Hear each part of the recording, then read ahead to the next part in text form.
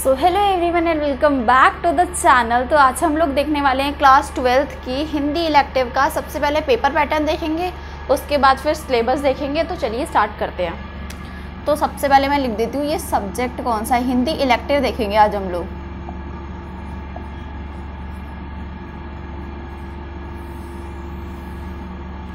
तो अब हम लोग बात करते हैं। देखो, सबसे पहले हम लोग हिंदी के क्वेश्चन पेपर को दो पार्ट्स में डिवाइड करेंगे। पहला होगा खंड अ और सेकंड होगा खंड बा। ठीक है, वेरी सिंपल।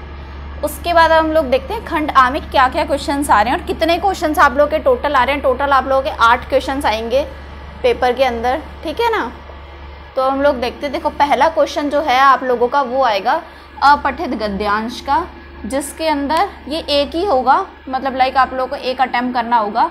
नहीं, ये आएगा ये एक, इसमें कोई चॉइस भी नहीं आएगी, चॉइस इसमें आएगी।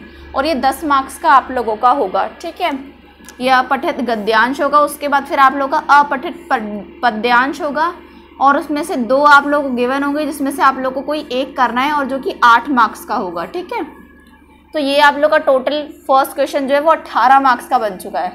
उसके बाद हम लोग सेकंड क्वेश्चन की बात करेंगे। सेकंड क्वेश्चन में अभी अभिव्यक्ति और माध्यम वाली बुक से क्वेश्चंस आएंगे। सिलेबस में अभी आप लोगों को इसके बाद बताऊंगी, बट मैं अभी क्वेश्चंस बता देती हूँ कि ये जो आप लोग ये यूनिट है अभिव्यक्ति और माध्यम वाली बुक में, जो कि चैप्टर नंबर 3, 4 और 5, मतलब इस यूनिट के अंदर चैप्टर नंबर 3, 4, 5 उसके MCQs आएंगे जो कि 5 मार्क्स के होंगे। गाइस, सिलेबस को बहुत अच्छे से समझो, क्योंकि देखो अब और भी सिलेबस है, बट लोग MCQ जो है वो सिर्फ इन्हीं 3 चैप्टर से आ रहे हैं। अगर आप लोगों को पता ही नहीं होगा तो आप लोग सारे चैप्टर के MCQ सॉल्व करने के लिए बैठ जाओगे या फिर उनको फोकस करोगे। तो ध्यान से पढ़ो, जो चीज़ पढ़ने की है सिर्फ उसको पढ़ो। ठीक है, और ये क्वेश्चन आप लोगों का कितने मार्क्स होगा? 5 मार्क्स का। उसके बाद फिर जो थर्ड क्वेश्चन है वो आएगा अंतरा से। अंतरा से गद्यांश आएगा, जिसमें 6 MCQ आएंगे। ठीक है, MCQs हैं सारे।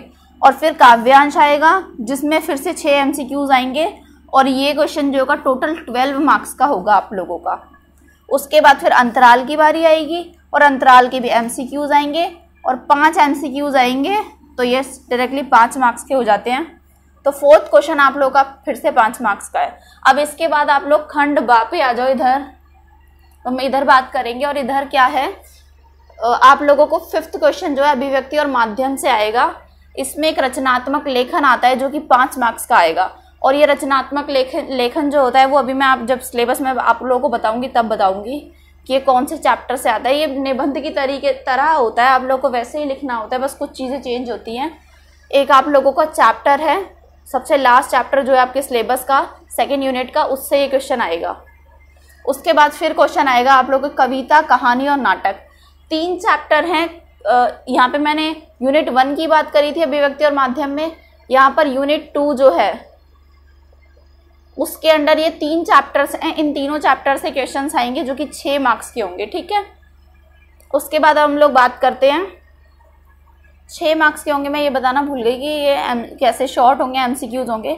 तो ये शॉर्ट क्वेश्चंस होंगे। 3 आप लोगों को क्वेश्चन गिवन होंगे, जिसमें से 2 आप लोगों को अटेम्प्ट करने हैं। ठीक है, उसके बाद हम लोग बात करते हैं समाचार लेखन की। समाचार लेखन से 6 मार्क्स के क्वेश्चंस आएंगे आप लोगों के और सेम पैटर्न है, 2 क्वेश्चन आएंगे 3 मार्क्स के। ठीक है, तो ये 6 मार्क्स के हो जाएंगे आप लोग के टोटल। इसमें देखो, सबसे पहले इसको ढंग से समझना। समाचार लेखन जो चैप्टर है, इन्होंने इन्होंने एक स्पेसिफिक टॉपिक बता दिया चैप्टर के अंदर का। चैप्टर नंबर 4 के अंदर एक टॉपिक है समाचार लेखन, उसमें ये टॉपिक है, उसमें ये सब टॉपिक है। चैप्टर नंबर 4 के अंदर ये टॉपिक है, उसके बाद इसका सब टॉपिक ये है। तो उल्टा पिरामिड शैली और फीचर लेखन, ये दोनों जो है इस टॉपिक के अंडर आते हैं। इससे क्वेश्चन आएगा। और प्लस ये जो आलेख लेखन है, ये इन चैप्टर में से किसी एक चैप्टर का सब टॉपिक है, उससे क्वेश्चन आएगा। ठीक है, और इससे आप लोगों के 2 क्वेश्चन आएंगे जो कि 3 मार्क्स के होंगे। तो बहुत अच्छे से प्रिपेयर करना। इनको थोड़ा कन्फ्यूजिंग है, बट जब मैं आप लोगों को पढ़ाऊँगी तब मैं आप लोगों को सारी चीज़ें क्लियर कर दूँगी। उसके बाद हम लोग बात करेंगे 6th क्वेश्चन की। 6th में आप लोगों से अंतरा और अंतराल दोनों से क्वेश्चंस आएंगे। अब सुनो कैसे आएंगे।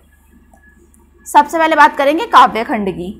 काव्य खंड से आप लोग के 3 क्वेश्चन आएंगे, जिसमें से 2 आप लोग को अटेम्प्ट करने और 4 मार्क्स वो टोटल होंगे, 2 × 2। ठीक है, उसके बाद फिर काव्यांश आएगा, जिसकी आप लोगों को व्याख्या करनी होगी पूरी। फुल व्याख्या करनी होगी, जिसका मार्क्स जो है वो 6 मार्क्स का आ रहा है। तो आप लोगों को चैप्टर्स को बहुत अच्छे से पढ़ना है, क्योंकि आप लोगों को उसकी पूरी मीनिंग बतानी होती है व्याख्या के अंदर। उसके बाद हम बात करें गद्य खंड की, तो गद्य खंड में फिर से 3 क्वेश्चंस गिवन होंगे, जिसमें से आप लोगों को 2 अटेम्प्ट करने और जो कि 4 मार्क्स टोटल के होंगे। उसके बाद फिर से गद्यांश की व्याख्या आएगी, जो कि फिर से 6 मार्क्स की होगी। तो ये ऐसे कर कर हमारा जो 6th क्वेश्चन है वो भी कंप्लीट हो चुका है। अब हम लोग 7th क्वेश्चन की बात करेंगे। 7th क्वेश्चन जो है हमारा वो अंतराल से आएगा। अंतराल से एक ही क्वेश्चन आएगा और ये 3 मार्क्स का होगा, ठीक है। हमारे टोटल क्वेश्चन जो है वो 8 नहीं 7 होंगे, ठीक है। और प्लस अब आप लोग पूछोगे ये 80 मार्क्स का पेपर होता है, तो जो 20 मार्क्स है वो कैसे डिवाइडेड है। तो देखो 20 मार्क्स मेरे 10 मार्क्स का आप लोग का प्रैक्टिकल होता है, जो कि आप प्रैक्टिकल फाइल प्रेजेंट करते हो, उससे क्वेश्चन पूछे जाते हैं इन्विजिलेटर के द्वारा, ठीक है। उसके बाद फिर जो ये 5 मार्क्स होते हैं वो आपका लिसनिंग और स्पीकिंग टेस्ट होता है, उसके होते हैं। ये आप लोग के स्कूल में ही कंडक्ट होता है और आप लोग के सब्जेक्ट टीचर्स ही करते हैं, बाकी हर स्कूल का फॉर्मेट अलग होता है। तो आप लोग इसका स्क्रीनशॉट ले सकते हो। मैं भी साइड जाती हूँ। ये बहुत क्लियर मैंने आप लोगों को समझा दिया। फिर भी अगर आप लोग को कोई भी डाउट है तो कमेंट कर देना, मैं वहाँ क्लियर कर दूंगी। इतने स्क्रीनशॉट लो आप इसका।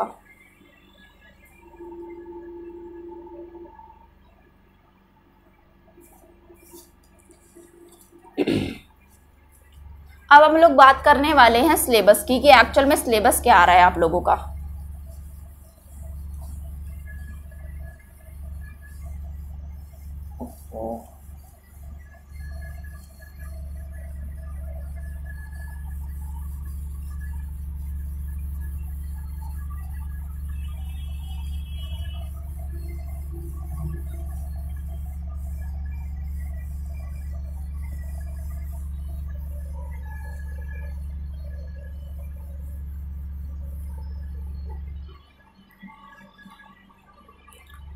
तो अब हम लोग सबसे पहले जो है बात करेंगे यहाँ पर अभिव्यक्ति और माध्यम की।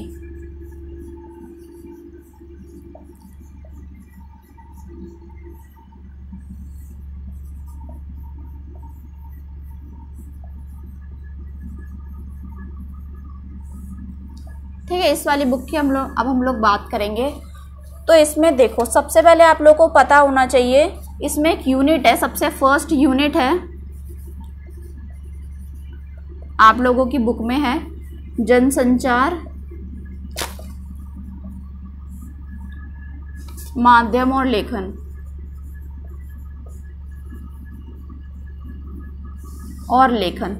इस यूनिट के अंदर में आप लोग ये जो चैप्टर्स आएंगे वो है चैप्टर नंबर 3, चैप्टर नंबर 4 और चैप्टर नंबर 5।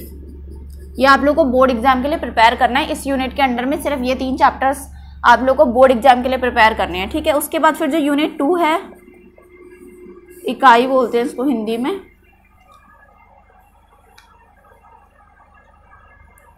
उससे वो है आप लोग की सृजनात्मक लेखन।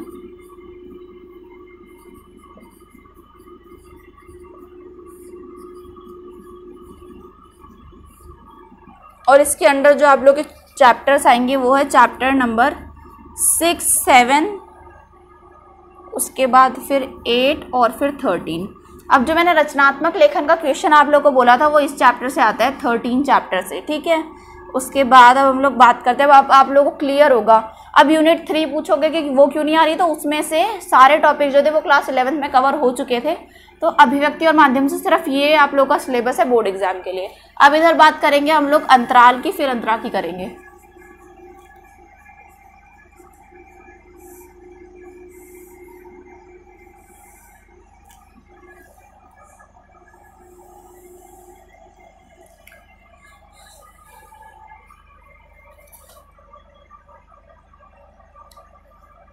अंतराल में जो आप लोग का डिलीटेड सिलेबस है, जो सिलेबस डिलीटेड है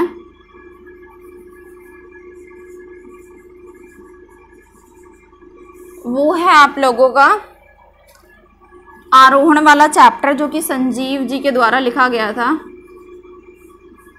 आरोहण,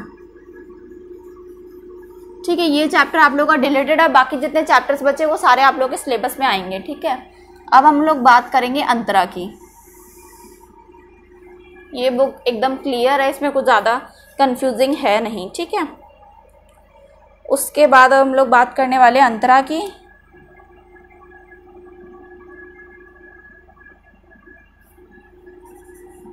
तो अंतरा में जो चैप्टर्स डिलीटेड हैं वही मैं आप लोगों को बताऊंगी। उसमें से जो सबसे पहला चैप्टर है वो है सूर्यकांत त्रिपाठी निराला जी का गीत गाने दो मुझे। मैं सिर्फ चैप्टर का नेम लिख देती हूँ।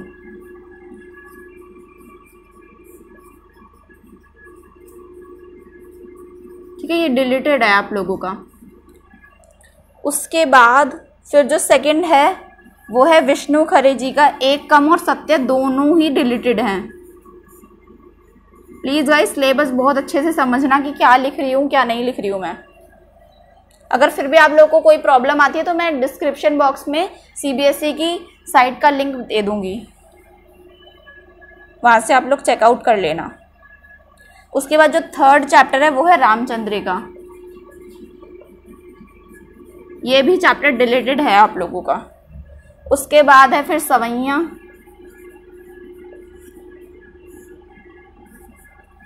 मे भी मैंने प्रोनाउंसिएशन गलत किया हो, देख लेना। कच्चा चट्ठा,